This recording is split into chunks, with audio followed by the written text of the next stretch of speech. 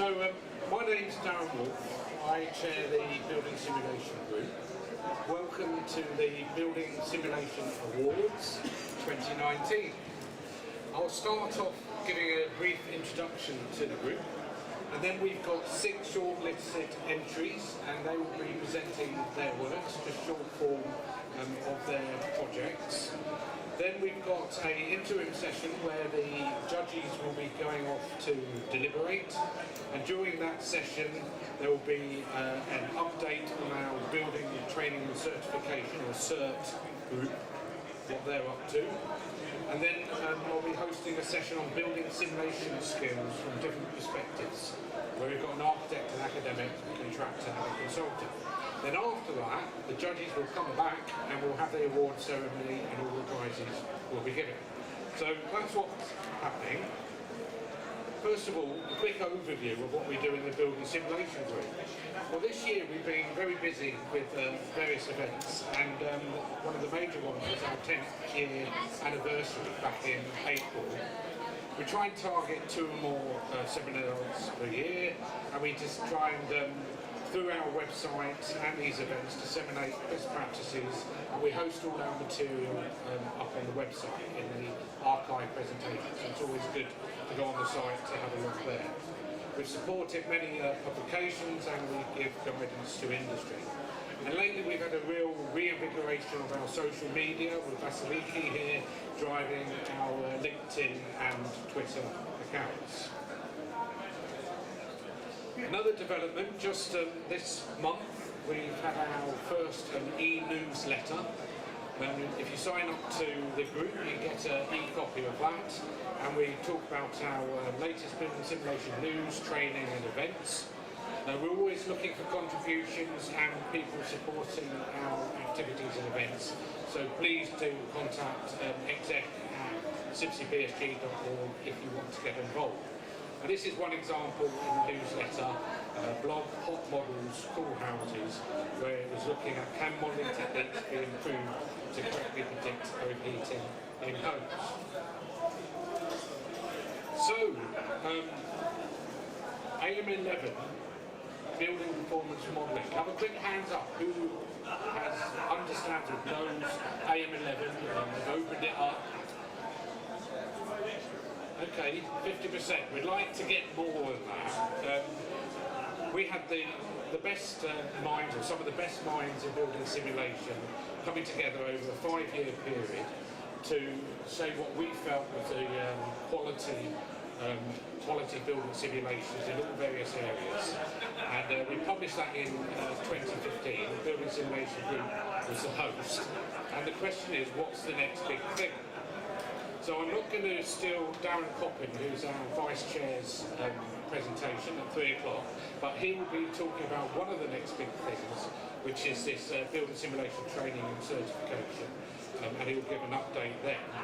Now I can reveal that we have another initiative, which we're calling the Best Practices Initiative, and we're just going to start meeting at the beginning of next year, and then obviously in time that will start to generate some material.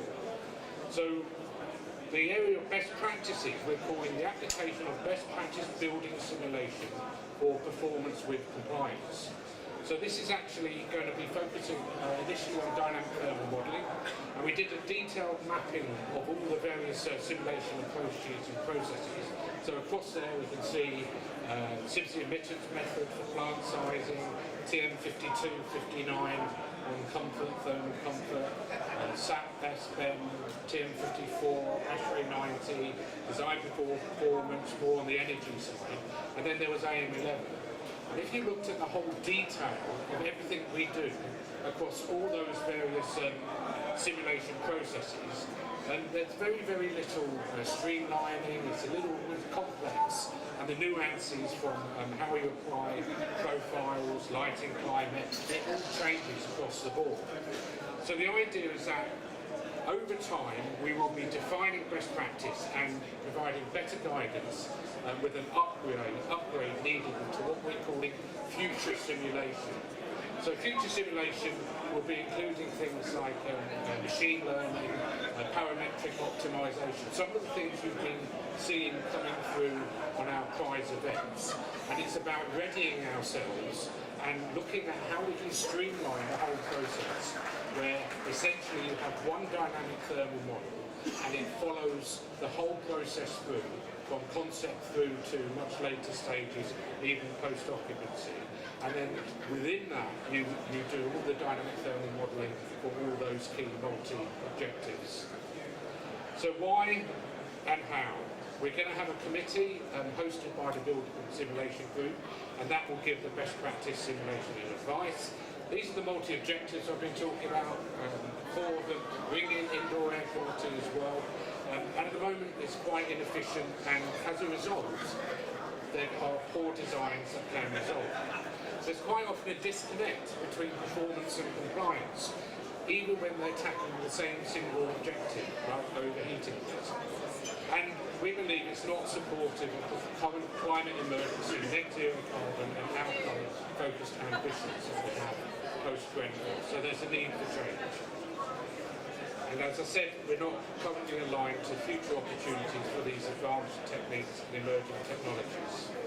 So what are the opportunities? Streamlining current practices and improving designs, reinstating a performance-led approach across all building sectors, still meeting the minimum requirements of compliance or status checks, but getting there or beyond with more efficient designs. And then there's supporting competency. That's a key area which will be tackled by Darren later as well. Better design, greater understanding and transparency within the underlying physics. So the physics forms a foundation as a partnership of the practice in our building designs.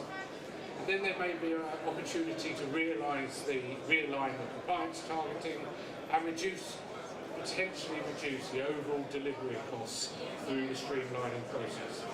So enough of me, enough of the Building Simulation Group. You're here to see the Building Simulation Awards. So at this point, I'll hand over to Nathan Khan, who will be hosting us all the way through to the interim session.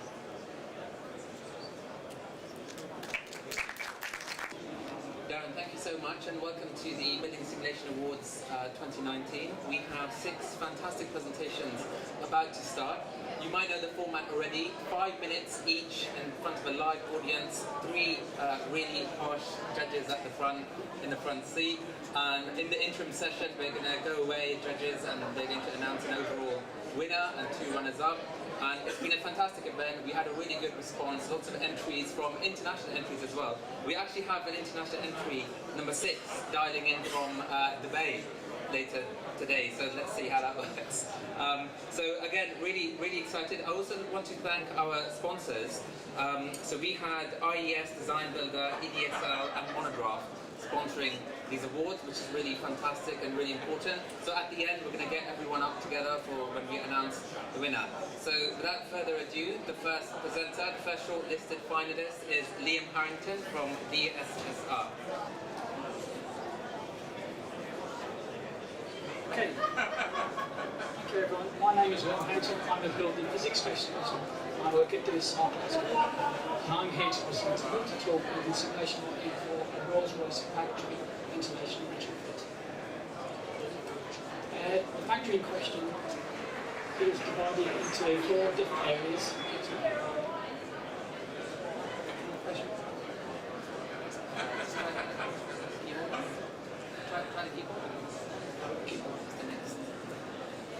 And if you step a bit closer,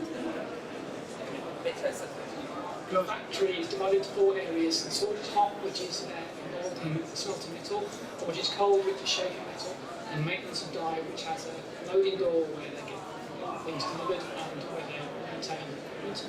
And there's also RSS, which basically puts airplane engines together. And our brief was to look at the ventilation system. The factory has evolved over time.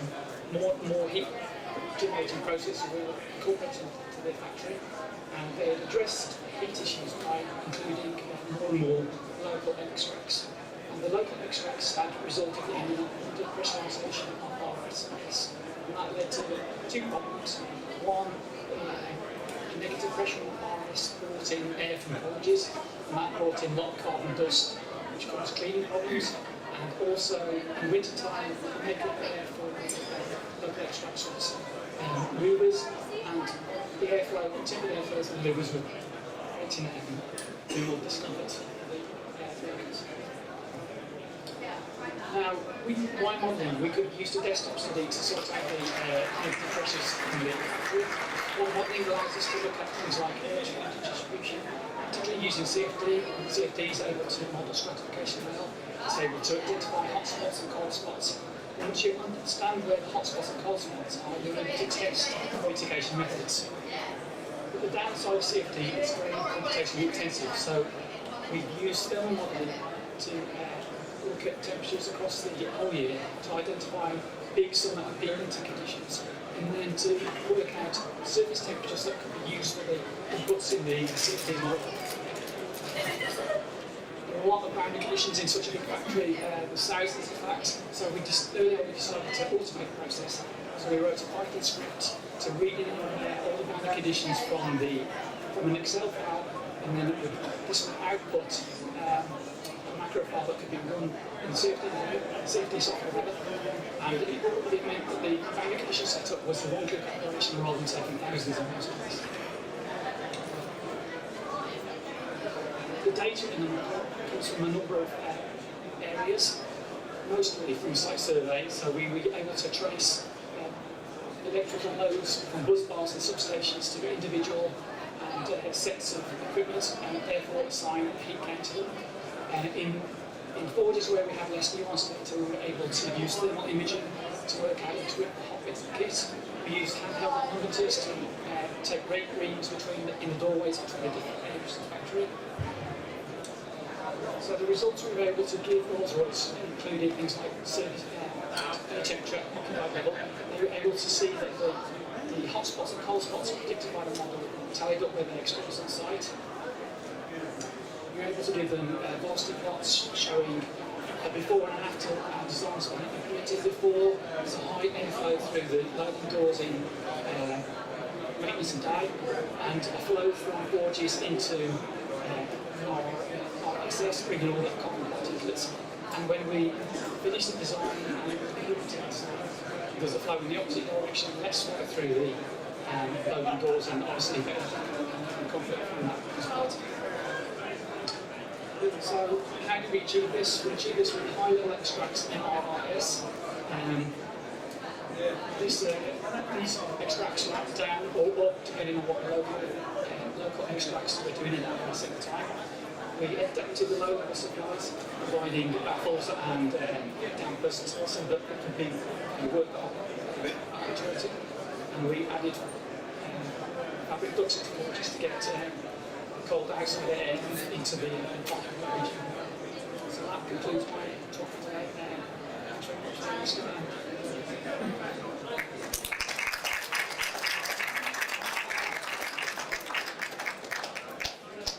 Okay, we'll take a question from Hi there, what was the major challenge? I guess the question is, if you were going to go back and start again, what would improvements would you make to the system with the knowledge you now have? The hardest part was definitely the data collection. The hardest part was definitely the data collection to get the modelling inputs, because there's so many different heat generating kits, so many extracts, so many supplies, so that took the majority of the time was actually not modelling, it was sites of that. But the thing is, we need the CFD to be accurate enough to be able to test mitigation. We don't need it to be super accurate to get the exact temperatures in the right places. So we feel that model actually did this. We were able to test mitigation. Great. Thank you, Liam. Thank you, Liam. 4 minutes and 45 seconds. Fantastic. Should get extra marks for that. Okay, the next speaker is Roberto Caria from Arrow. This is you.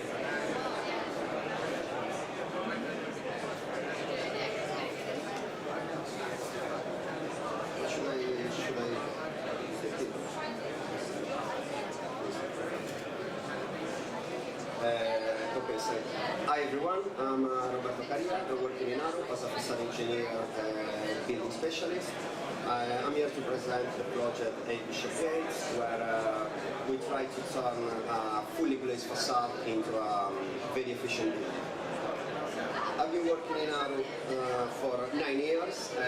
I can say that Arup is what makes Arup unique and this project successful is the fact that all the disciplines they work together and then they collaborate and they communicate all the ideas to a very strong knowledge in digital innovation. So let's jump now into the project where I'm going to try to explain how our green philosophy has been applied to a real case. The project is in the city, close to the cheese grater. It's currently on site. It's a commercial building. The architect is Wilkinson L.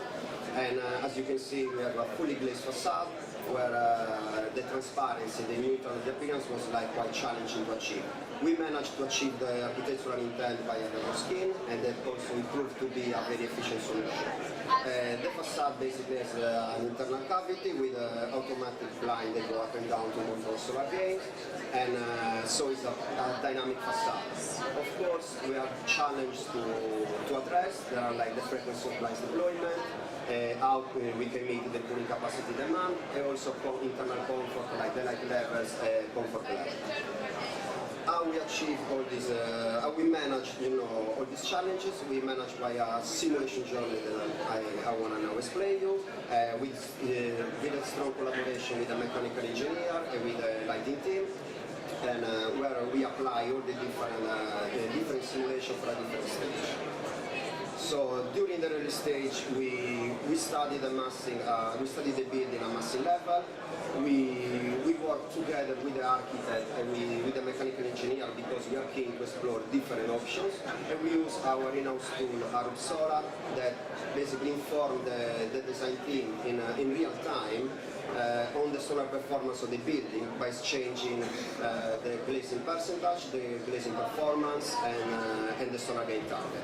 It's during this stage that we took the direction to go for the double skin facade, and we provide as an outcome at this stage the frequency of blinds deployment. After this analysis, we went to a very detailed assessment on the representative areas. So we focused basically our assessment on the control strategy, on the blinds usage and the control strategy, and we went in depth on the position of the blinds, and together also we carry out an annual assessment to understand the light level and the discomfort probability.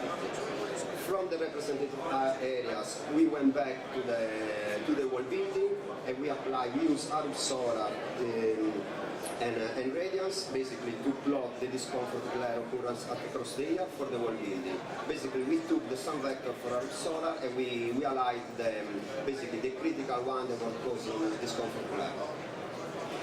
Together with a mechanical engineer, we saw the potential for an improvement in the efficiency of the building, and because we use a solar gain target of 100 watt per square meter that represents the typical commercial building in London, and we push this target, the solar gain target to 50 watt per square meter. As you can see, we have a reduction of the CO2 emissions due to the solar gain of 6%, and also a reduction in cost, a significant reduction in cost, and an improvement in the CO2 in the cooling plant capacity that make this building, very efficient. So with this presentation, I think with this project, I think we managed to meet, the ambitious architectural intent for a fully glazed facade by designing a very sustainable building. Finished. Thank you.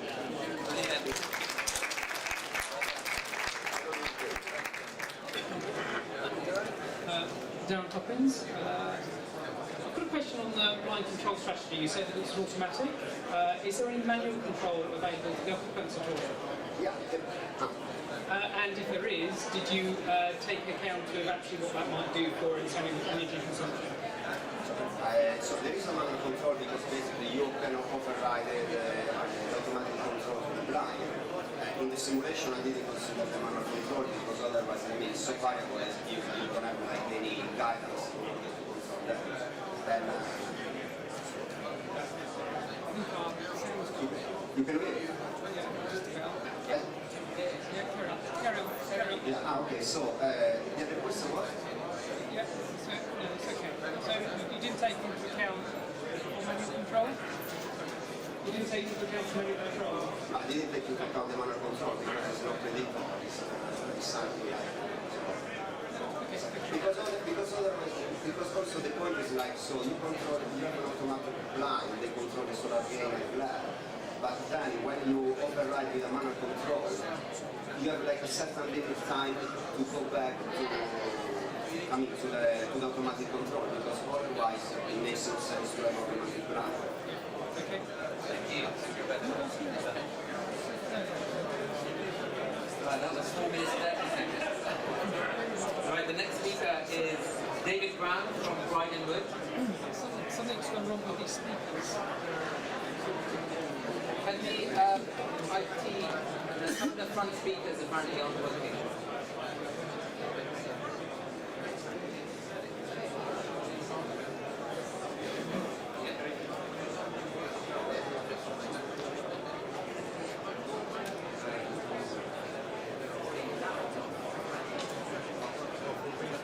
Okay. I'll say something. Can I say something? Can you hear me? Okay. Hi, can you hear me?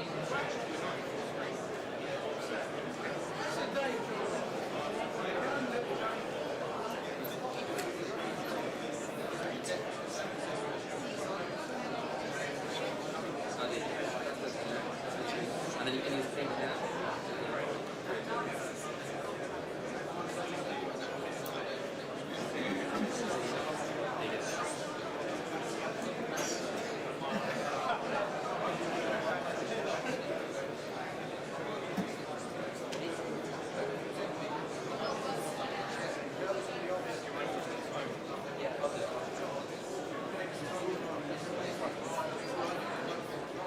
Good afternoon.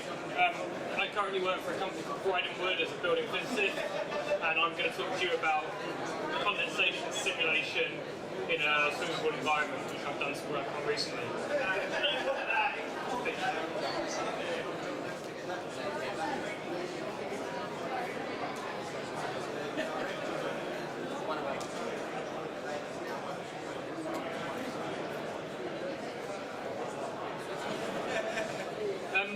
Predicting condensation risk in swimming pools is a challenging experience because they are an inherently risky environment for condensation.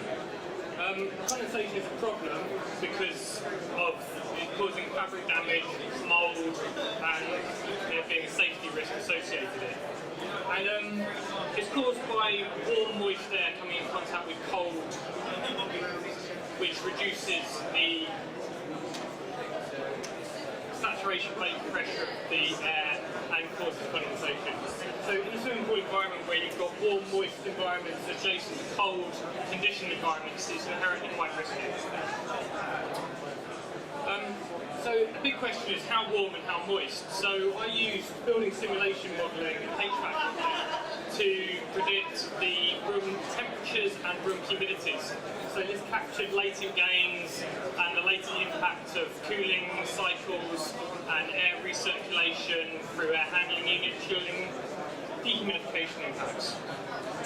This was used to predict the room temperature and room relative humidity, which were then used as inputs into my condensation modelling later in the process. So this allowed me to calculate the critical surface temperature for the avoidance of mould growth, condensation and other related damage. The second input that was needed was external conditions, because external conditions are often the cold location within the project. And luckily we've got good data available to us produced by CIBSE for external weather conditions. However, it did need to do some processes to it to convert it from typical weather to climate change scenarios or to extreme weather scenarios to ensure that we got an accurate assessment. This enabled us to carry out surface condensation assessment. So I used numerical modelling to assess the risk of surface condensation in thermal bridging within the project. So the model on the left is two internal rooms separated by an internal wall meeting an external wall at ground level. And this shows the temperature on the internal surfaces, and on the right it's been tuned to show where it is too cold and there is a risk of mould growth. So there is a risk of mould growth growing in the corners of the ground floor rooms currently as modelled. I additionally use this to predict interstitial condensation by using a vapor diffusion numerical model, which looks at vapor diffusing through the materials and looks at the saturated vapor pressure within the materials. This is basically a 3D version of a simple glacier diagram and enabled me to estimate the risk of condensation forming within build-ups. So we did this, we iterated, we got answers, and we predicted condensation risk. So, in summary, I feel like this is a novel methodology that I've not seen anyone else doing. This integrated approach of taking the entire building design and using the entire building design to pull together the input conditions to go into a good thermal model, which could be used for a number of things, so operational energy, thermal comfort, and then the prediction of internal room conditions, coupled with the extreme weather scenarios produced by CIBSE and the climate change weather scenarios produced by CIBSE. We pull this all into finite difference numerical modelling to give us a condensation risk. And the really strong thing about this approach is it allows us to address both architectural risks and mechanical risk. So we don't have to just put more insulation in to make the problem go away. We can also look at mechanical design to make the problem go away. So by rerouting ventilation flows through the building or controlling the humidity in the building, we could control condensation risk. In this particular project, we controlled condensation risk through a number of factors, one of which was more insulation in the foundations, the other was better control of plant rooms. Plant rooms were inside the internal envelope, and by identifying a risk using this, we were able to slightly modify plant room design that allowed us to eliminate risk in design. Thank you very much.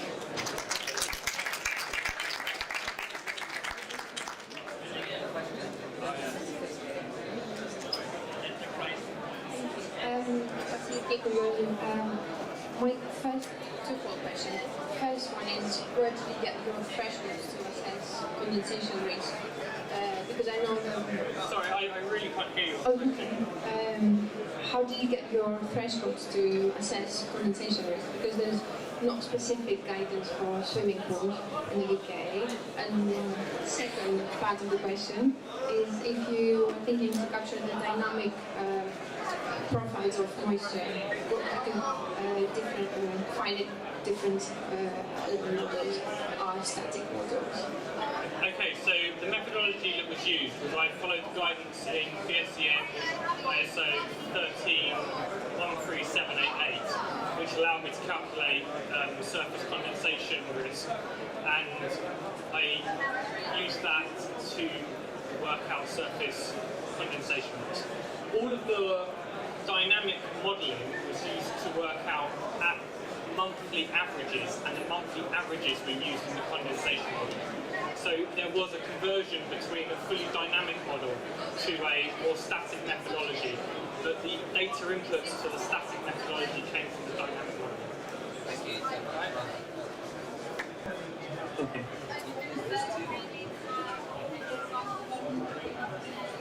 Good afternoon, everyone. I work for Chapman BDSP as Principal Environmental Consultant. I also teach in 2 universities. The project that I'm going to present today is University Central Building, which we worked on and recently got completed. It's developed by Richard Rogers, an architect, for London School of Economics. We did significant amount of environmental and building simulations on the project to meet the high sustainability criteria of the client. The first step for this was to develop key passive design features which can be inbuilt in the massing. This translated into the vertical zoning of the building, where lower floors were made for public use and the private spaces were zoned on top floors. This helped in creating an occupancy gradation from high to low, which further helped us in naturally ventilating the building. And this translated into 10 floors of natural ventilation with no cooling infrastructure. To prove this, we had to make use of lots of environmental simulation tools and parametric optimization, where information from one tool was used for another to create a truly integrated environmental approach. We also use parametric optimization to find the balance between the competing factors. The snapshot that you see on the right is an in-house developed script for optimizing daylight, solar, and thermal. In terms of facade design, we looked at building and its context. The image shows the amount of solar exposures on different facades of the massing. We then deployed parametric optimization to find the varying depth of shading film at different folds of the facade. And this translated into a uniformity of solar exposures on the entire facade. This further helped in reducing the risk of overheating in the building. But we had to face the challenge of making these design elements constructible, for which we were asked to reduce the shading depth while keeping the performance same. And the image that you see on the right is an outcome of the studies that we did. This further enhanced the daylight levels rather than just controlling the solar. The next big challenge was to prove the natural ventilation in the building, for which we used lots of CFD simulations. The example here shows one of the cellular office, which is linked to the facade. The CFD simulation shows the amount of airflow from the combination of bottom and top windows. We also tried to measure the unmeasurables like people opening and closing doors to enhance air ventilation in the room. Overall, the building has lots of features of passive elements. The floor depth, for example, is less than 15 meters. They've got exposed concrete to regulate temperatures and many other aspects. But the next big challenge for us was to make sure that the floor layout is done in a manner that no space needs mechanical ventilation. For this, we had to understand the building and every space that how it's going to be used. The image here shows the type of different spaces in the building, and when they will be occupied during the day, week, and year, and what sort of equipments are going to be used in every space type. This helped us in thermal modeling, where we simulated 600 zones at the same time, and every individual window was controlled independently.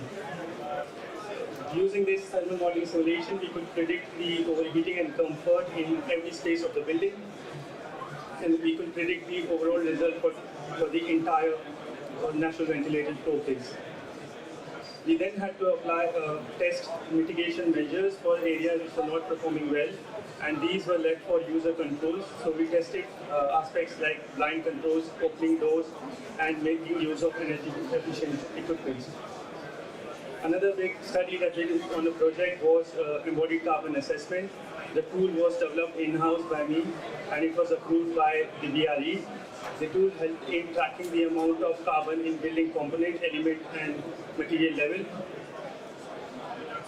This also highlighted aspects like material which was less than 1% in quantity could contribute to 20% of carbon. And we looked in much more detail of the critical materials, where the big items were made, strategies were made for big items. For example, slabs are made up of prefabricated concrete, piles had lots of GGBS, and aluminium was reduced in facade. The last thing that we did on the project was an operational energy assessment, and we also tested the effect of the grid decarbonization, which highlighted the importance of embodied carbon. In summary, we achieved the building achieved the BM outstanding in construction. We had 70% of floor area as naturally ventilated, and we were able to reduce embodied carbon by 30%. Thank you so much.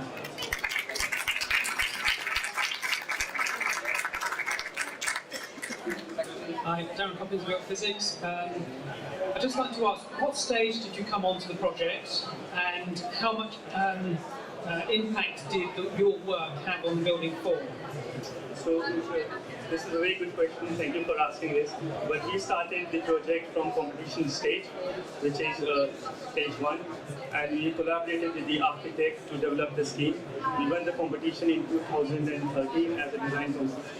After that, we did significant amount of work for the stage 2 and stage 3, which we realized that's going to be finished. But then when the contractor got on board, we had to make lots of other adjustments to make sure that building achieves the targets. Yeah, thank you. Thank you so much, Kartik. Very well done. Okay, our next speaker is Kareem Dada from Arab.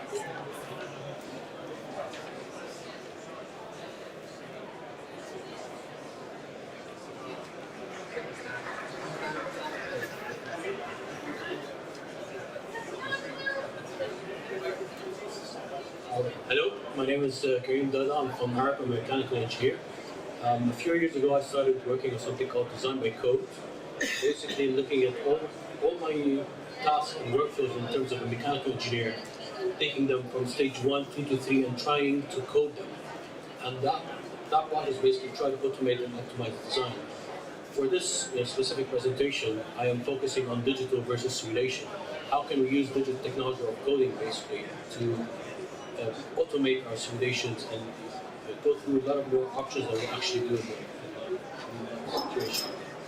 So a few principles. This is basically to automate the building physics simulation workflows. Once we got that, we were able to better optimize the building performance, and because we're working in code and scripts, we are able to generate structured data. That is actually a key aspect of this workflow, because we can generate a lot of data for future benchmarking against different projects and different scenarios. What you see at the bottom is basically me trying to automate stage 1, 2 to 3 from everything from building physics to mechanical selection, electrical, and public health. So this is a really big workflow. But for this presentation in specific, I'm only focusing on a very simple problem just to show you the benefits of going digital. So I took a simple box, really, nothing much to it. I'm looking at passive design and mostly looking at the facade analysis of this. This shows you the number of options that can come up with just varying a few variables in different ranges. So we took that facade box and we started looking at the external shading, varying the depth of the shade, the angle of the shade, number of shades, distance between the shades. Also looking at percentage glazing, U values, G values, Y values, you name it. So we had hundreds of options that we can come up with just by looking at a very simple box. We did this using scripts in Grasshopper and Ladybug, Python, C#, and so on. I'm not going to go through that. But the end result is it went through 576 options in 2 hours. Okay, this is a very simple. I'm showing a very simple geometry. The power of it, it goes through so many options in so much more efficient time, and it look at the multidisciplinary design and come up with all these options with structured data, automatically uploaded online to a platform where you can filter through all the results within seconds. So at the top here, you will see we just looked at, I don't think it's really visible, on the right, where you follow lines, you get all the metrics that you're looking at, and you say, I want my cooling load to be this, my heating load, and my daylighting, and so on. So all the metrics that you measure, you should filter through them within seconds. You come up, and it goes through all the options and shows you the only 4 options that actually fit your description, your filter. I wanted to show up the tool live. I couldn't do so I did the normal thing we always do, a screenshot and put it on presentation. I was showing the architect baseline on the left, and then on the right, this is just isolating one of the variables and looking at the angle of the shade and how much difference it can make to the design. Everything from daylighting, cooling, heating, lighting, total energy, solar gates, come up with this. As well, it sizes your terminal units and visualize them on the drawings. On the left side, on the architectural baseline, you also see it ray traces the sun rays and see the reflection through the shades back into the space to increase the. Next slide is, this is us taking the architect through the options. They wanted 100% glazing, and we were trying to show them that no matter what we did, we could never pass the compliance. And you can see that at the bottom of the page. So that was varying with all the, looking at all the variables, all the different options, we could not pass the quartile 30%, over quartile by 30%. Future integration, we're looking at the embodied versus operational carbon. Look at the facade, embodied carbon on the facade, lighting, perimeter terminals, natural ventilation, and also looking at that against operational carbon. To look at the total carbon at the end of the simulation. That's it. Well done, thank you.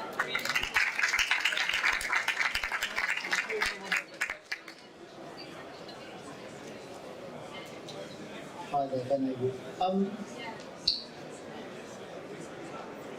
Do you think this is something that can be easily automated for everybody in the industry, or does this require specific skills to have this sort of heavy? I cannot hear you, sir. Yeah, sorry, is that better? Yep. So shout Everyone can hear. everyone doing that. What skills do you think, is this something that can be used by everybody in this industry at the moment, or do you feel that you need specific skills to be able to do these extreme levels of integration? Are you saying that is this something anyone in this who can use? Yeah.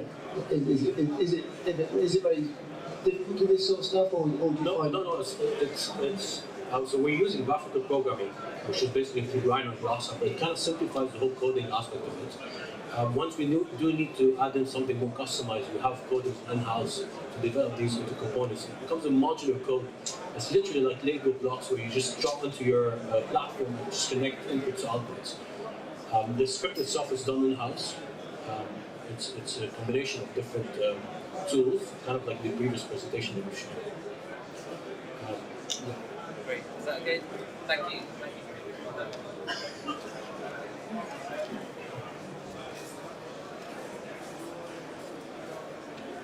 This is the interesting. This is the interesting bit now. So the next ones are Griffin Consultants, who at the moment are in Dubai, lovely Dubai, good for that. And so they have sent a video presentation, and I've been talking to them by WhatsApp. I wasn't just texting anyone, don't worry.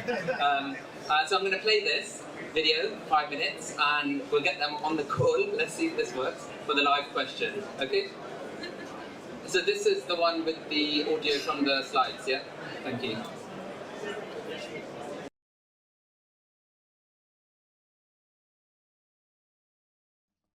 Hello, my name is Hassan Yunus, and I am the Technical Director and Partner at Griffin Consultants. Going straight to the point, this project was done for the Dubai Demand Side Management PMO Authority. The purpose of this project was to evaluate the current city energy model that captures the savings from the 8 demand side management programs on an annual basis. This particular presentation describes the modeling work done for program number 1, building codes.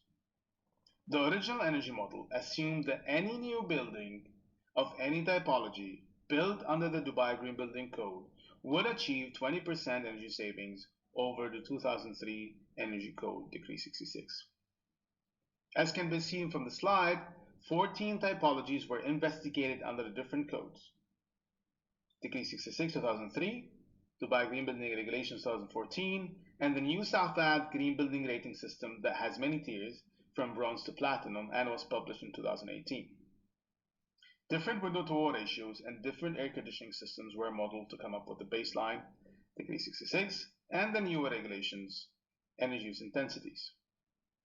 The idea was to create a matrix where, based on the building typology, the window-to-wall ratio, and the air conditioning systems, the savings will be estimated as well as the EUIs.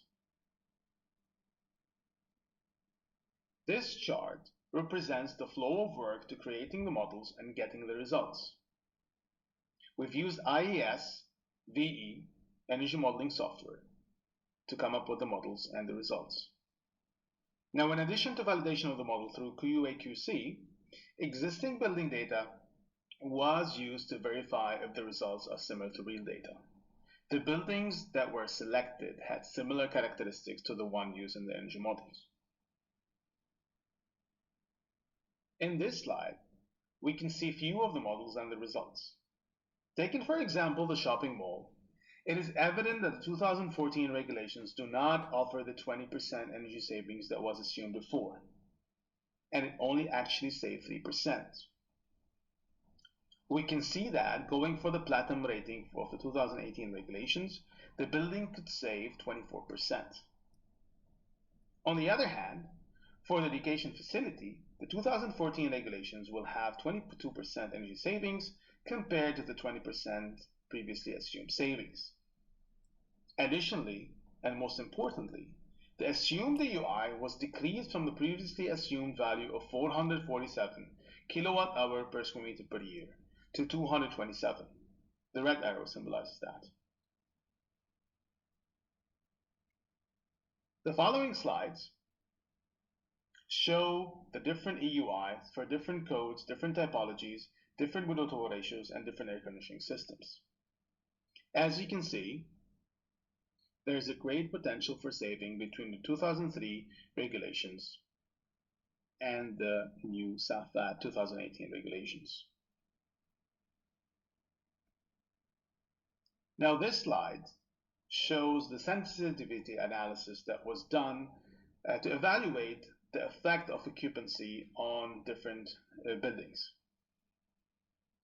We have also run some sensitivity analysis on weather data based on different weather files for different years, because it was very important to capture data per year. So depending on the weather data, the energy consumption, energy savings would be normalized. Now the final slide shows the main changes in code that affect reduced energy use. It also can be seen that in Dubai, 62% of electricity is being used for cooling Dubai buildings, and 15% is used for lighting. The main contributors to energy consumption and reduction in air conditioning are better envelope, better COPs, better control, heat recovery, reduced lighting, gains, and few others. Finally, the importance of this project is the wide impact it had on the city of Dubai, as it changed the way savings were captured from the DSM programs, and now they are more accurate. It also gave feedback to the municipality on the new codes and gave suggestions to how to improve the codes in the next revision. Now I tried my best to condense the highlights of the project on 8 slides in 5 minutes. Thank you very much for listening, and good luck for our entries. Okay, Hassan, we've just seen your presentation, 5 minutes. Can you hear me? Okay, I'm going to hand over to one of the judges to ask you a question. And judges with the microphone, if you can repeat the answer so everyone can hear it as well, please. Handing you over to Judge Darren Cobbins.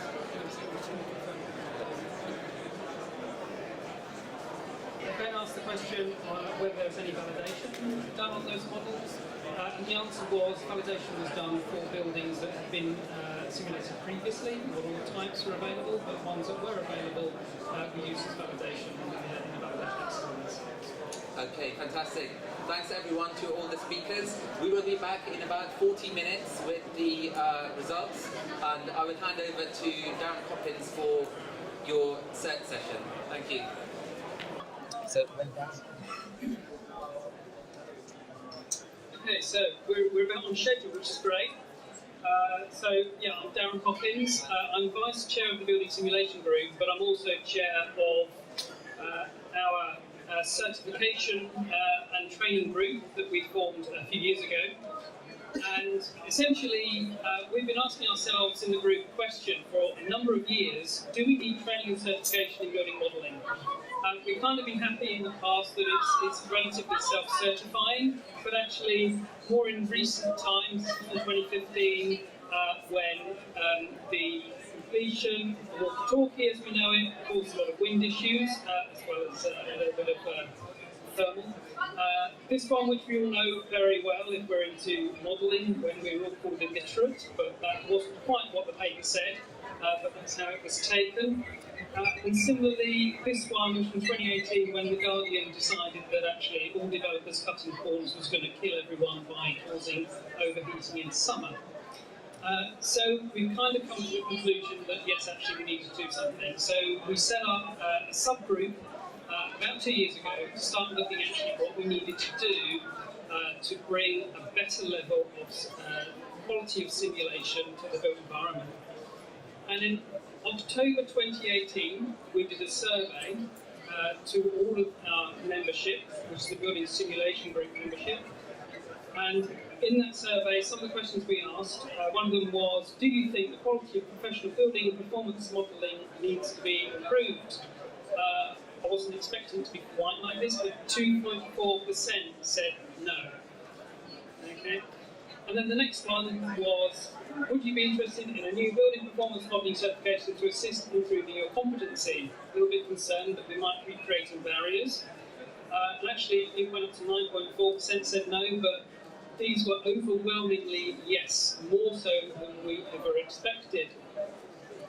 So this time last year, we had a session here at Build2Perform where we sat down and we went through a number of key questions, which were these. I'm not going to go through them all now, but these questions and the feedback we got during that session has really led to the work that we've been doing over the last year. And the first aspect of that work is actually putting together some training modules. So that will be training, and we're going to base it on AM11, which the group put a lot of work into, which Darren mentioned earlier, some years ago.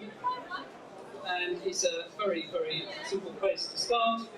And we have worked on thermal environment modelling, computational fluid dynamics, and HVAC systems modelling, and they're well in progress, due to launch in 2020. So hopefully, fingers crossed, in the next 3 to 6 months.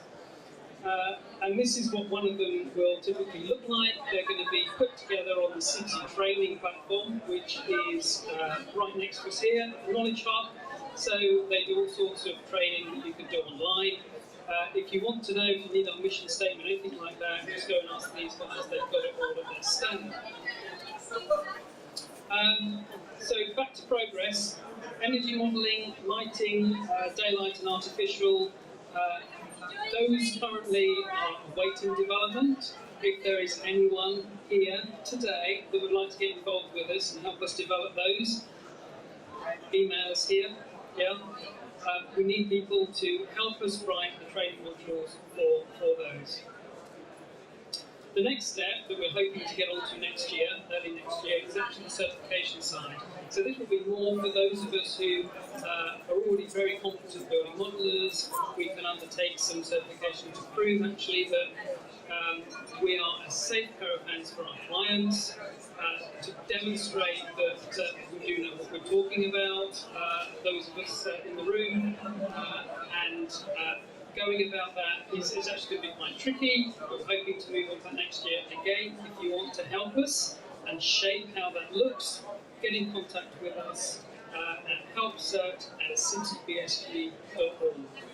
Thank you.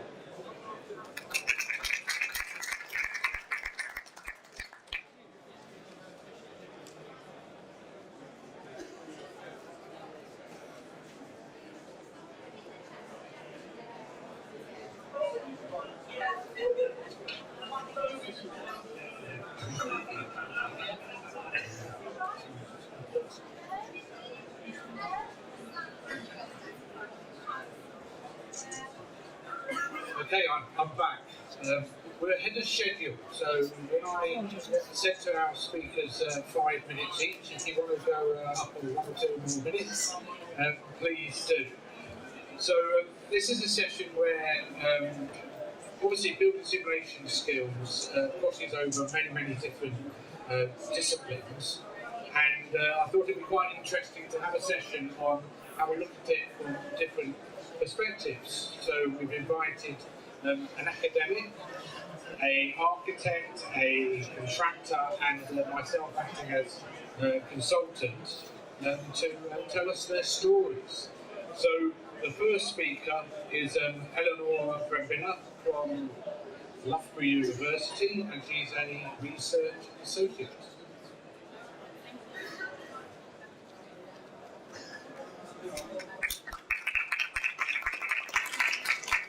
Thank you very much, Darren. You all hear me? Yeah. Okay, so I'm going to give the academic perspective on building simulations, and I'm going to talk about, in particular, about a little research and a little survey that I did at the very beginning of my PhD research. So I had the very good fortune of starting my PhD in 2013, the same year when climate-based daylight modeling metrics were all of a sudden in the hotspot, and they were becoming mainstream. So CBDM was introduced in LEED certification as well as in the PSVP program here in the UK. So CBDM metrics, from being something that mostly researcher and very advanced simulationists will use, they become kind of mandatory, or anyway, they became used as targets for building compliance and building simulation certification for daylight assessment, of course. And so that experience really told me a lot about about the transition from being a subject of research mainly to be a mainstream subject and being used commercially and overall in different consultancies. So right there at the beginning of my PhD, I did a survey in within one company, pretty much within the same group, and I surveyed 12 people about how they were using climate-based daylight modeling. And at that time, they were all using their own scripted workflows, let's say, because there wasn't anything else. So they developed their own tools, because they were a very small group of experts in daylighting. And still, even if they were from the same office, 12 people came up with 12 completely different workflows. So it was amazing to see how, to get pretty much the same results, everyone would tailor the workflow for their needs and for their capabilities and their knowledge, the scripts and everything else. So from this graph you can see where it's more condensed, they were using the same thing, and where it spreads out like this here at the end, they were all using completely different tools. And this diversity came from the fact that it was very much research-based and very much an expert tool. And so it was very flexible, and everyone could tailor it for their needs. But then what happened after 2013 and after CBDM becoming mainstream, all this variation was boxed up in some graphic user interfaces. So different commercial tools took one of these workflows or some similar ones, and they developed that beneath the graphic user interface. And that created an immense variability that at the end, though, would give you exactly the same metrics, but with different results. And there still is a lack of communication of what tools do what. So it's really, it becomes quite challenging then to understand, if you don't have the information, to understand what's going on under the hood of a graphic user interface platform. So I think in general, this is my example based on daylight practice, but I believe this can be applied to all building simulation development. And I think we could all play a better part in making this transition from research and development into commercial software by giving better indication of how these tools work. And I think to start with better documentation from developers, from researchers like myself, and from policymakers is essential. But at the same time, also, we need to give much more value to experts. So from consultants in the offices or architects, we need to recognize that there are experts in different fields, and that just knowing what buttons to click on a tool, it doesn't mean that you're an expert. So we need to give value to people that knows what they're doing. And also, from a professional institution like CIBSE, for example, I think there is a strong need of more benchmarking tools, more tools that could allow everyone to compare their results, especially at the beginning of their experience, with something that is certified. And that could also be training, certification of some sort, or something along those lines.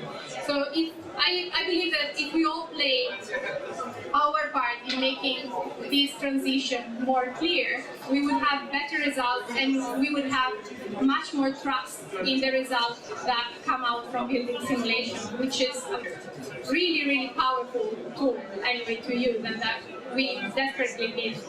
So the building simulation group is doing a great job in this, starting off with trainings and all that, and there is a CIBSE England as well that is thinking along the same lines. So I would encourage everyone to take part in these initiatives and do your best to make building simulation really trustworthy.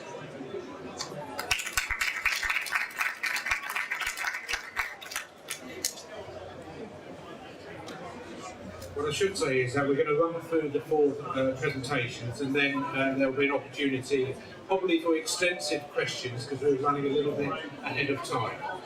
So if I can invite the second speaker up, a change from the advertised speaker. So Radio from Foster and Partners has stood in for his colleague Irene, and he's going to be talking about building simulation skills from an architect's perspective.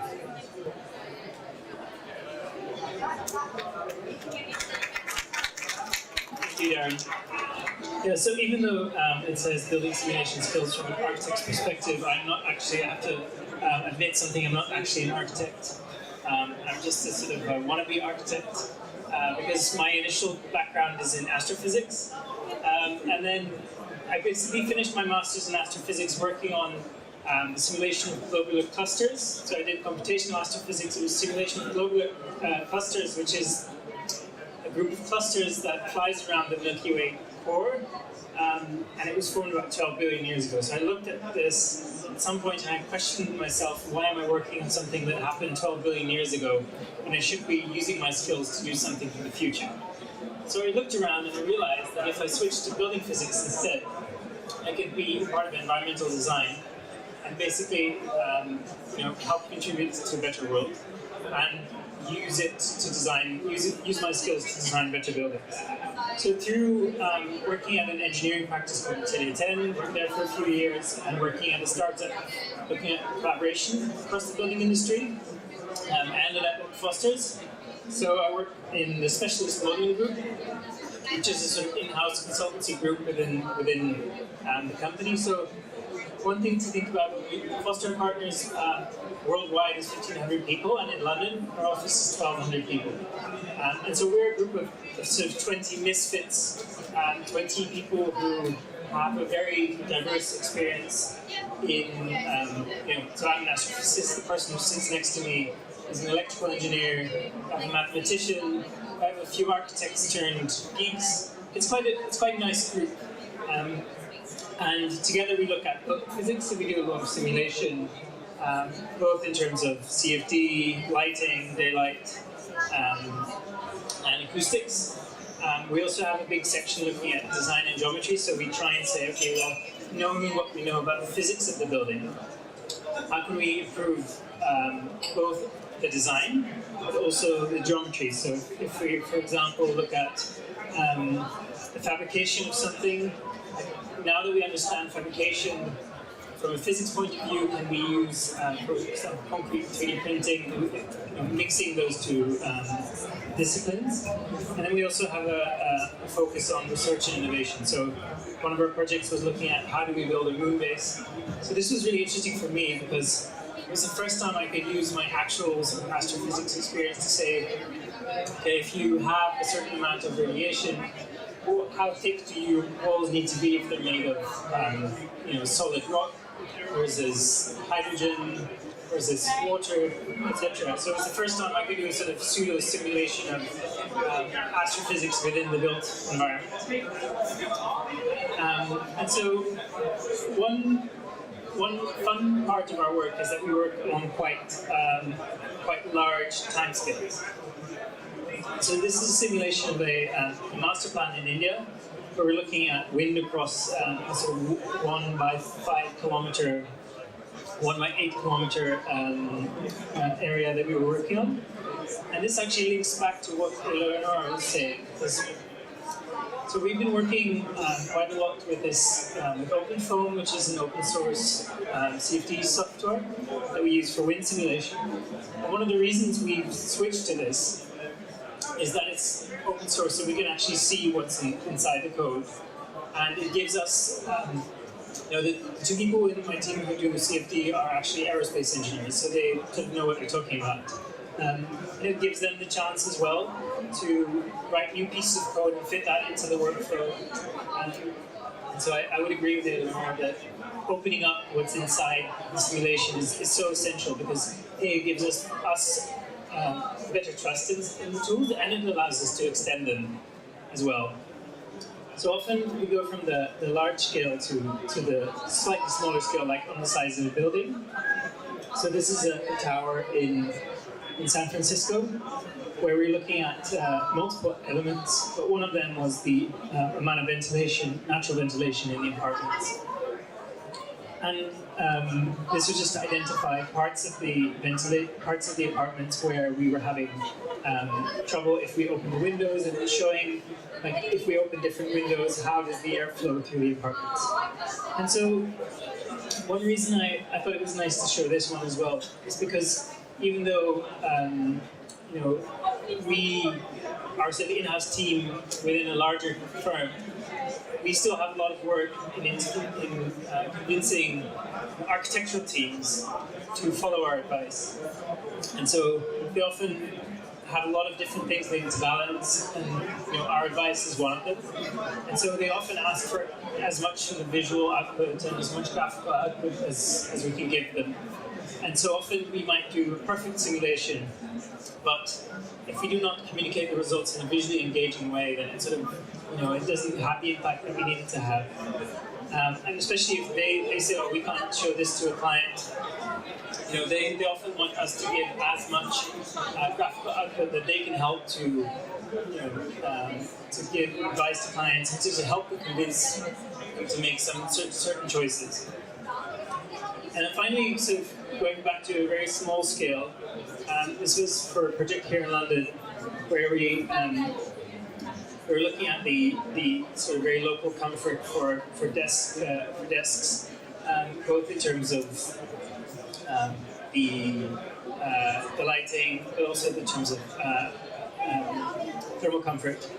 And again, this was a way of showing, okay, there's a radiant panel above this, showing teams, clients, consultants, how it actually worked, and that the air would flow up and keep people cool by absorbing the heat up top.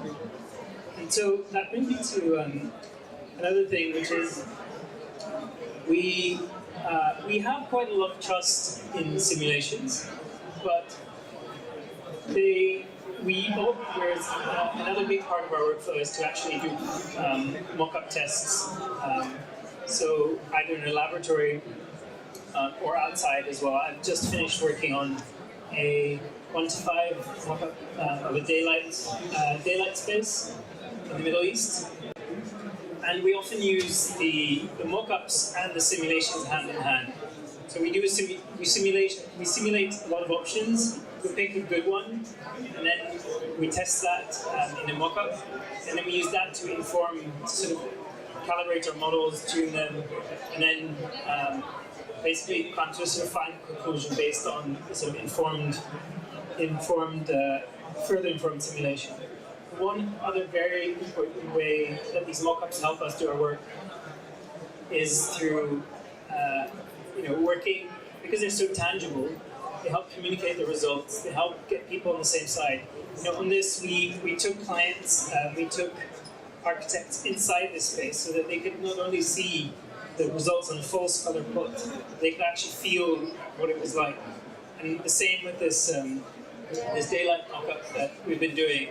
unfortunately I can't show it yet because it's still a confidential project, but it was very powerful to have people, especially daylight is extremely complicated to really convince people, like based on a full screen plot or even on a screen, because the brightness range that you have in daylight is just so vast. And to be able to take people into a space and say, this is what it will feel like, this is what not only what it will look like, but it will feel like, and then to be able to say, and based on these mock-ups, we actually have much more certainty in our, this was a museum space, so they really care about maximum daylight levels.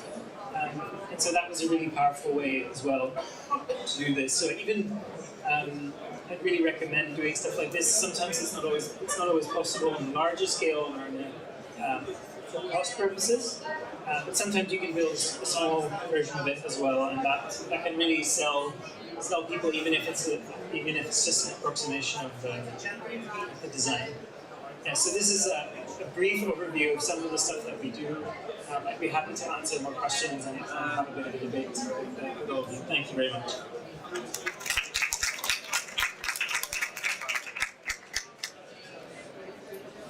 Thank you, Radier. I'd like to invite the third speaker on, Dr. Paul Dux on Lager Walk. He's MEP's lead, and he will be giving you the simulation skills.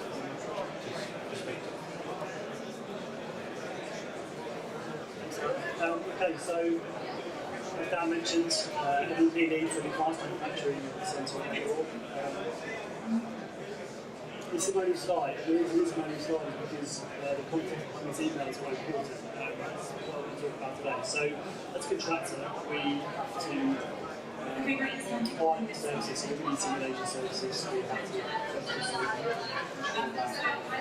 the scope that we provide consultants correct. So, to ensure that these are what we need to do, meet our objectives. So in context, we have developed a modular housing solution which the volumes of 10,000 homes a year from a single factory, and this needs to be designed and developed to be able to be placed all around the country. So the same systems have to be used for homes in Scotland and South of England. So we have to ensure that all the overheating studies, thermal studies, daylight analysis be absorbed into one systematic design. And this means that we have to be very clever in the way that we model these situations, that we can infer from the modelling a set of rules which can apply to our system, so that when it lands in the south of England, that we can do a little overheating with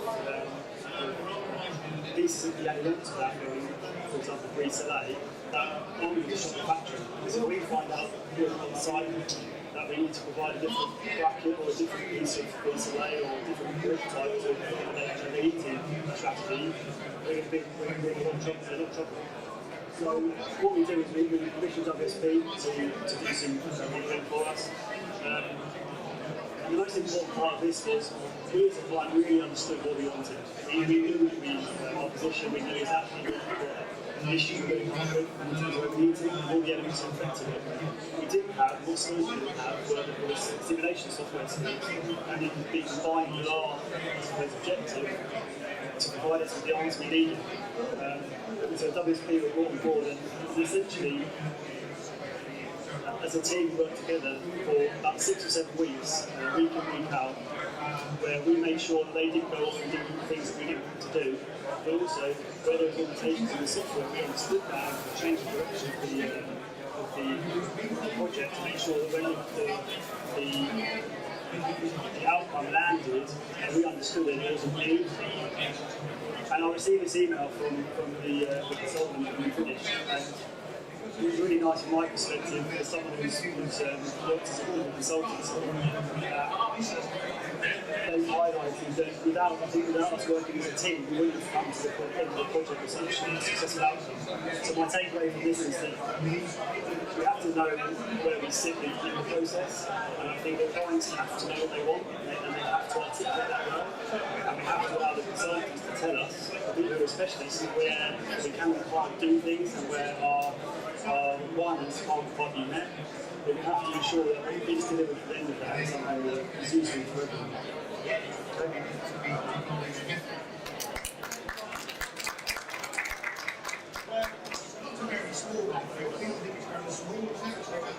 Way ahead of schedule for another.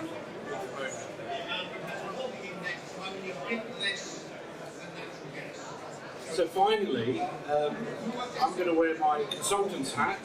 For those who don't know me, I'm part-time at the university, but previously at Arab and Hall. And I'm not going to tread on other people's toes by showing fancy animations. And you've seen a lot of that already. There's been some fantastic consultants work here. But what I want to do is come at it from a different angle, from my perspective, and talk about some of the other skills that are important in building simulation for building simulation practitioners. So, when we go back to the back end of the last century, when I started being hands-on with building simulation, I was that CFD guy. You know, that person sat in the corner with the large computer, doing my dynamic thermal modelling to support my CFD analysis. And sometimes it can be quite lonely. It can be quite isolating when you're that one highly skilled person. You're a one-person team, essentially, interfacing with mechanical engineers, essentially, and the various other people in the design team.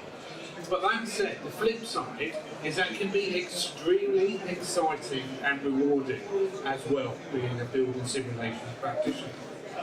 You can end up doing everything.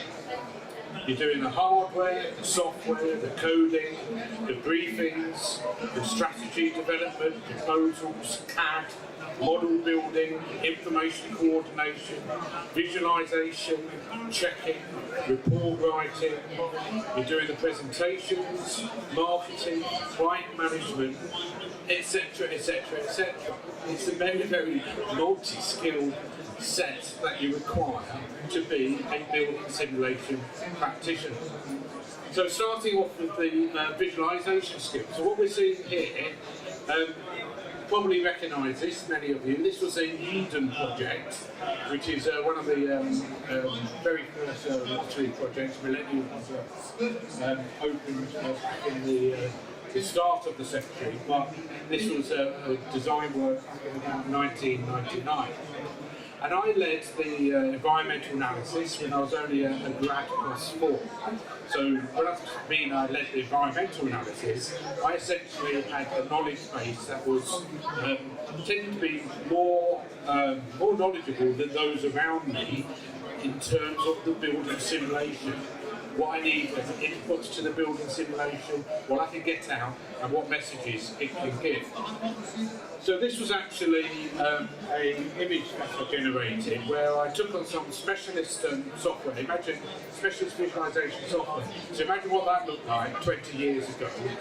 And I thought it was very clever at the time. I could take an architectural rendering, which was what's in the background there, put that into the background of the software, and then on the foreground I could create a vector slice, which was seen there, of the velocities, red fast, blue slow. Got it from about the right camera angle, and then I had to twist it, skew it, push it, and make it look as if it was fitting inside this image. And I was very, very proud of this image. But, and particularly nowadays, you see some, last speaker, you see some fantastic animations that you can get out of software now. But ultimately, you need film director skills. You need to have that vision of what you want to deliver and what story you want to tell. Ultimately, this was a PR image, pure public relations, technically useless. It didn't tell me much at all about the performance of the systems, anything like that, but that was just to get people going, wow, doesn't that look good? When you actually report writing, depending on what tools you're using, you have masses of images that you could put into your report, but the skill is actually what not to show. It's all about the messaging. We're essentially storytellers. So how can we tell our story to have the best impact that we can? And also, when you're in a specialist area, building simulation area, quite often there's a skill in recognising that your mouth is moving and you're saying things, and the people you're talking to, their eyes are glazing over. They're not actually absorbing what you're saying. So how you can actually easily make what you're doing in quite a complex area accessible, so that those that are not involved in building simulation can actually take it on board is another skill set. So this all feeds into communication skills. There's always that project that comes along. It comes in last minute. I used to call this post-mortem studies. You have a client pleading with you to get them out of this hole. Please get me out of this hole. And they come to you with no real budget, there's no real time, and you're going, really? If only you brought me in from the start, it would have saved you so much time, it would have saved you so much money. So communication skills extends to not sharing everything that is on your mind. There's a skill in actually powers of restraint. We get many of these projects that we come across where we would like to say, come on, really? So part of the skill is actually training people that do not have building simulation skills around them, and training them so that they know what to ask and when to ask it. So particularly if you're working in a team where they may be feeding the projects to you from the wider engineering team, it's all about having the quality questions at the right time. Being a building simulation practitioner also requires good commercial skills. You may need to carry out research into what is the best versus value software and hardware options. So it's working closely on the IT side. It's about understanding what's your projected usage several years down the line. And when I hit that point, when I'm doing more and more work, what's my required solve time? Is it okay to work during the day, press a button, and I've got some results in overnight? Or am I in a field where I've got to get it in within about 2 or 3 weeks, maybe in 5 simulations? How can I hit that design cycle? So part of that is about understanding hardware skills. It's about understanding network speeds, standalone versus rack systems, whether you've got RAID or tape storage, and all the backup that might be required. So when I did this type of study, at that time, storage was very expensive. You really had to be on the ball when it came to storage, and there was a lot more admin involved in order to be able to control your data. So that leads me to a story that's really ingrained in my mind, and you'll see why. So at the time I was running a CFD code, and through running that CFD code, it generated these really large temporary files. And the temporary files had a file name with a prefix of TMP. So TMP and then lots of numbers and letters after that. And so quite often I would be going into the root as an administrator of my large SunSpark station at the time, and using Unix, I'd go rm remove space TMP star, which would pick up all of my temporary files, the star going through all those variations, return. And at this particular time, when you're under pressure and you're doing something very quickly, I did remove space TMP, and just before I hit star, I leant on the space bar, you put a space bar in, space in there, then star, and then hit return. So what it did, it looked for a file called TMP, there wasn't any, and then it looked for star, which was everything on the system, as route administrator, so this was a full system wide. So you can imagine at the time, the cold set, sweat, that gut-wrenching feeling, literally feeling sick. And yeah, it made a man of me. It took me 2 weeks to get back to the point where I was in that project, having loaded up all the software again, thought about my systems and how often I save and how often I get back to tape. It made me rethink the whole thing. So a key skill relates to learning, and it's about learning about mistakes. So obviously it's good to learn from your own mistakes, but I think it's even better to learn from other people's mistakes. There may be hundreds of inputs that we put into our models, in our thermal models, CFD models, whatever it is, you may have hundreds of inputs, and any one error could invalidate the results. What does that mean? It could invalidate the report work that you're doing after, it could invalidate the follow-on design. So real progress is about reducing the repeat mistakes, and that's how you get a good solid teamwork together in order to be able to understand their mistakes that they're making, be very, very open about it, even write them up and share and talk about it. But when you're doing building simulation, you do need detective skills. You need to be a keen detective.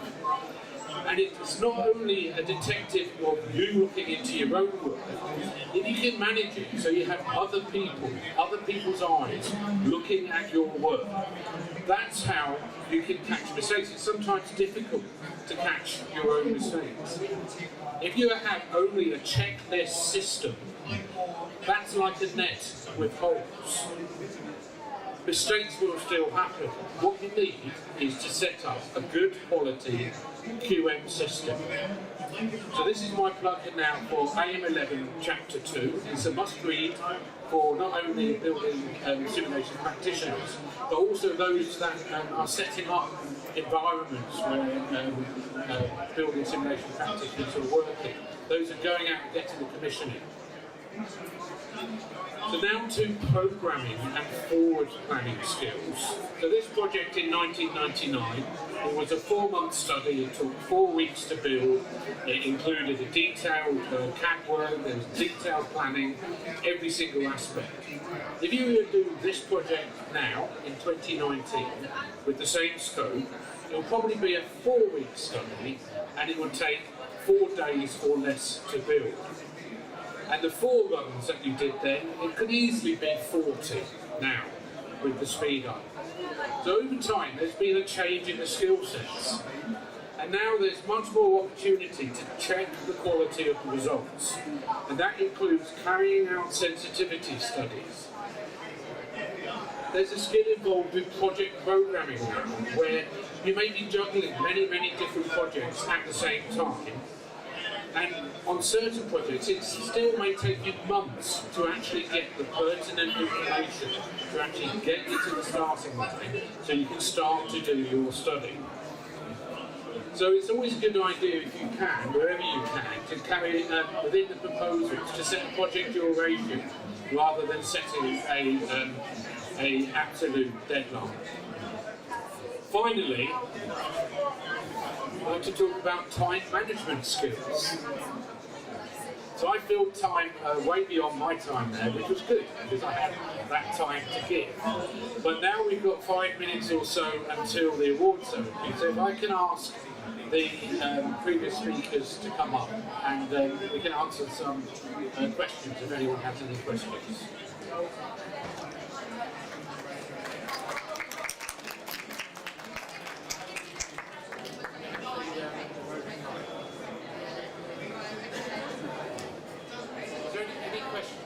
Does anyone have any questions for the 4 of us?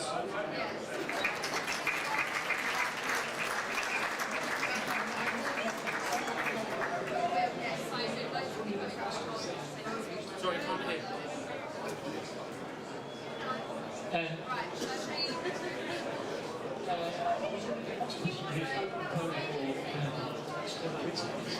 think no. You might need to come forward so we can get the speaker. That's very good. Okay. At Foster's, do you use OpenPhone for external installations? Do you use OpenPhone for your internal schools, like the groups of people? Or do you use all the software? Did anyone hear that question? Guess the question. Do you mind coming up to here? It may be easier. Yeah.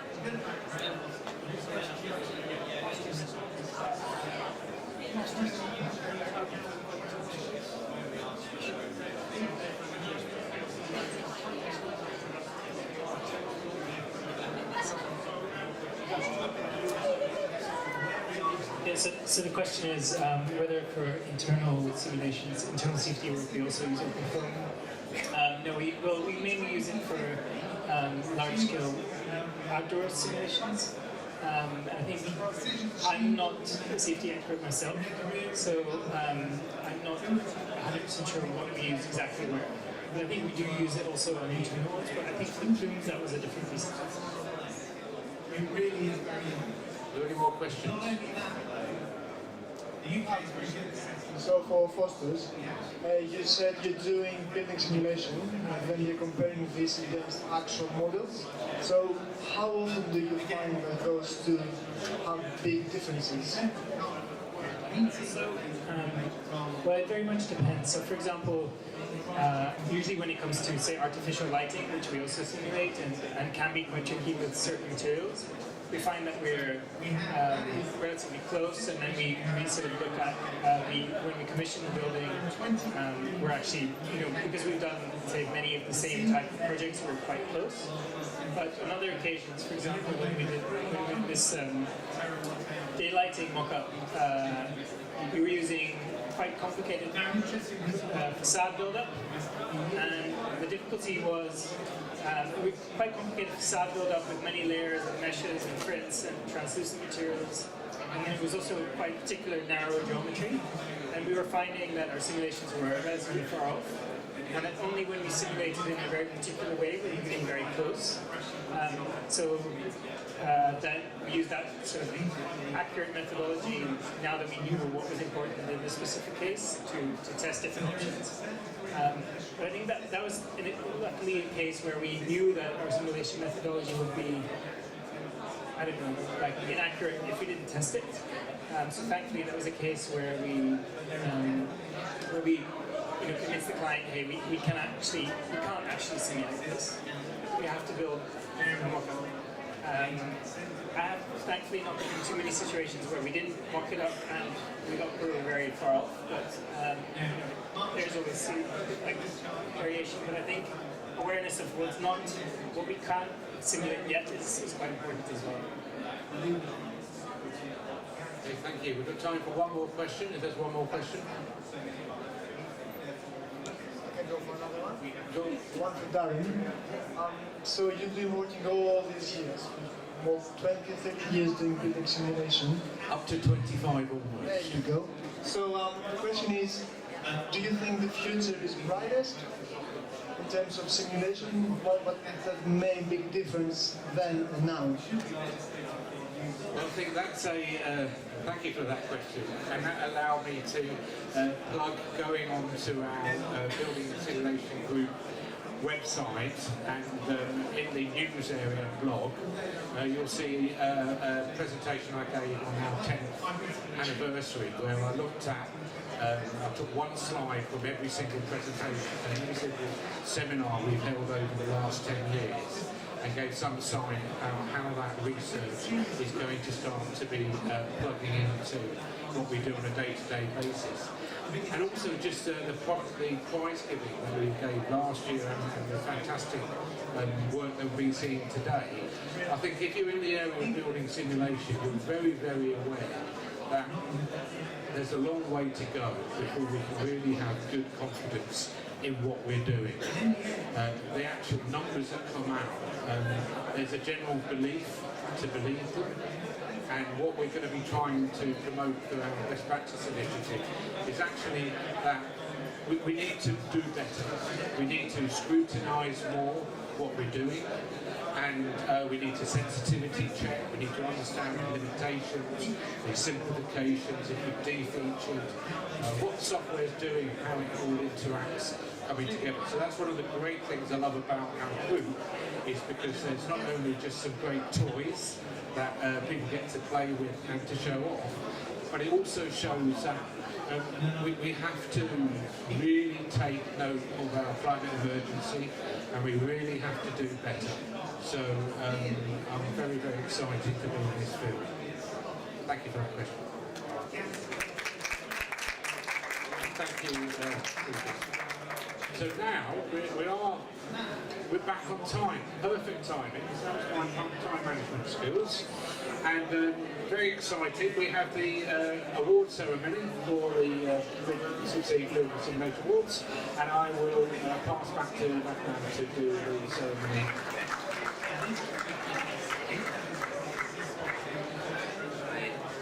Right, Darren, thank you very much. Yes, we've got the results. Before I announce them, can I please ask Darren Wolf if you stay here, and the judges if you come up, please. Yeah, and can I have representatives from our sponsors? So Eric Roberts from IES. Eric, if you come up. Nick Cotter from OneGraph. Is Dave here from Design Builder? And Paul from EDSR. So, oh, David's there.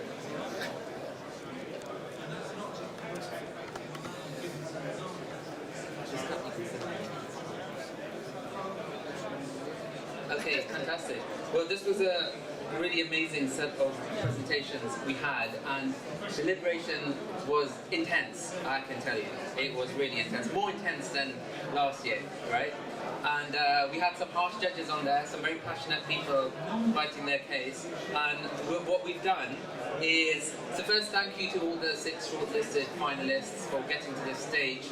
There was a big number of entrants, and I don't know if you know, but 3 independent reviewers reviewed each of your entries. So for you to get through 3 reviewers and come to the shortlisted round, I think that's fantastic, and let's just give everyone a round of applause for that. Great, thank you. So we've done it, there's one overall winner, and it's been ranked in kind of 3rd place, 2nd place, 1st place. And what I'm going to do is announce each winner and ask the judges to say a few comments on why that entry was really good and what they liked about it in particular. And for all 6 finalists, we'll be inviting them to write a blog for the CIBSE Building Simulation group as well, so we can share your projects and profiles, with our global membership. Okay, so fantastic work, and runner-up in 3rd place is Kareem Dada from Arab.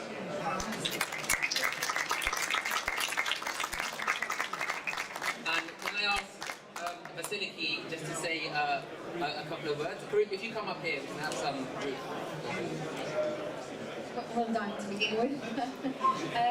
What drew us to your entry, I think, was the individual drive to push for digital technologies and visual programming and create an integrated workflow that's also modular and usable within practice, but also uses tools that are available to other people.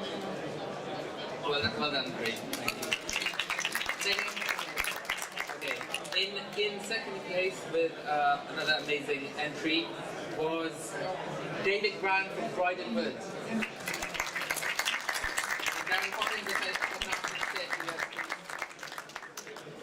So what we really liked about this entry was the number of different workflows that were involved, all to bring together into one solution.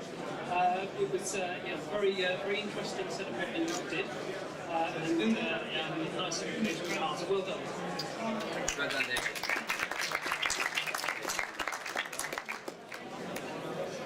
Right.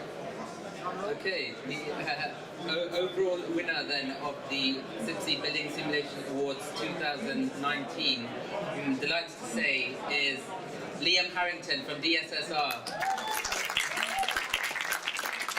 And Ben, say a few words, please. Yeah, thank you. What we liked about Liam's entry was it encapsulates everything we want in building simulation. It's the end-to-end. It was the detail of going down to site, measuring what was there, applying that to the model, going back and measuring and checking what was there. So this is what we want to see in simulation: is from the start to the end and going back and checking. So it's a rigorous process you put into that, and an excellent set of results in a really good simulation. Well done, Liam, once again, and thanks to everyone for participating. I'm going to hand back to Darren.